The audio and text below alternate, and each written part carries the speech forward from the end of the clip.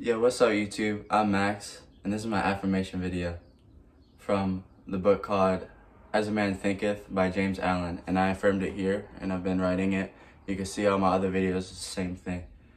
I'm Max, and I'm just going to read it to you, and you can just sit here and listen to my affirmation videos. And if it's my affirmation video, I repeat it in my head, that means I just repeated it to myself, so it's nothing's changed. So, yeah. This is, let me go forward here.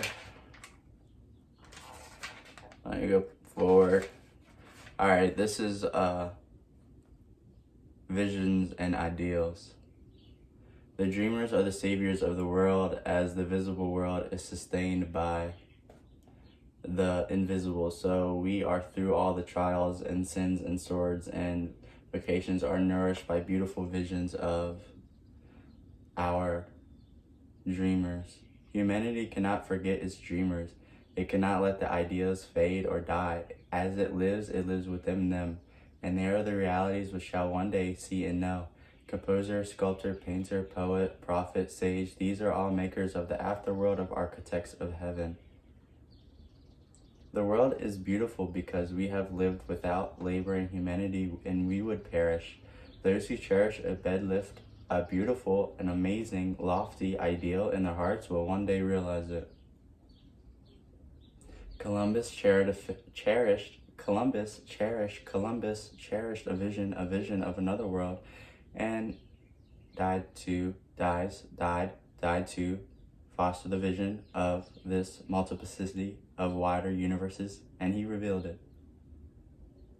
Buddha beheld the vision of a spiritual world of beauty and perfect peace and entered into it. Cherish your visions, cherish your ideals, cherish the music that stirs in your heart. The beauty that forms in your mind are of these sort of pure thoughts, and that they will grow delightful in conditions in a heavenly environment. Of these you will be, but remain true to them, your world will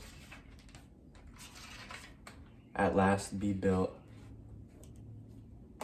To desire is to obtain, to aspire is to achieve. Shall our basest desires receive the fullest measures of gratification and the purest aspirations? Strive for. You must understand of such laws and conditions in which never can obtain, so you must ask and receive. Dream lofty dreams and you will dream, so you will become in the promise of what you shall one day be. Your ideal is your prophecy of what you shall at last unveil. The greatest achievement was at first and for but a dream, but the oak sleeps in the acorn, and the bird awaits in the egg, and the highest vision of the soul is awaking, and the angel stirs. Dreams are the seedlings of reality. Your circumstances may be uncongenial, but they shall not long remain, but if you so persevere in the idea and strive to reach. You cannot travel within and stand still without. Think of youth hard pressed by poverty and labor and confined to long hours in an unhealthy workshop, unschooled and lacking in the arts of refinement. But me, dreams are better things. He thinks of intelligence, of refinement, of grace and beauty. He conceives of the mental and builds up on ideas of the conditions of his life. The vision of a wider liberty and a larger scope takes possession of him. Unrest and urges him into action. He utilizes all his spare time and means, small though they are, through the development of his latent powers and resources. Very soon so altered his mind becomes that the workshop can no longer hold him. It has become so out of harmony with his mentality that it falls out of his life as a garment is cast aside with the growth of,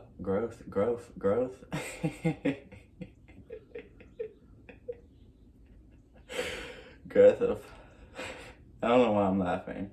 It's my affirmation video, so it's just one take. It has become so out of harmony with his mentality that it falls out of his life as a garment is cast aside with the growth of opportunities which fit the scope of his expanding power. He passes out of it forever. Years later, we see that his youth as a full-grown man, we find that he is a master of certain forces of the mind, which he will yield up with the worldwide influence and almost unequaled power. In his hands, he holds the books of gigantic responsibility. He speaks and lives as changed, and men and women hang upon his words and remold their character and sunlight and become the fixed and luminous center round which innumerable destinies revolve, as he is relied upon in the vision of youth. He has become one with his ideal, and you too will realize the vision, not just the idle wish of the heart, a long track record, but it may be base, or beautiful, or a mixture of both, for you will always gravitate towards what you most secretly must love. Into your hands you will be placed the exact results of your thoughts. Still popping. You will receive that which you earn, no more, no less. Whatever you present in your environment may be and will fall, remain, or rise with your thoughts, your vision, your ideal. You will become as small as your controlling desire, as great as your dominant aspirations. In the beautiful words of Stanton, he understood, and you must keep account and present everything aloud.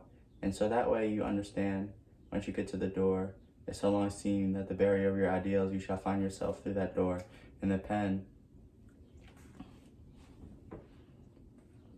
still behind your ear, and the ink stains on your fingers, and there shall pour out the torrent of inspiration. You may be driving sheep, and you shall wander to the city, and you are open, and you shall wander under the guidance of the Spirit into the studio of a great master. After a time, this master shall say, I have nothing more to teach you, and you now have become the master. You did so recently dream of great things while driving sheep. You shall lay down the salt and the plain and take upon yourself in the regeneration of the world. The thoughtless, the ignorant, and the apparent effects of the thoughts of around the globe, the things that you see, I don't understand them.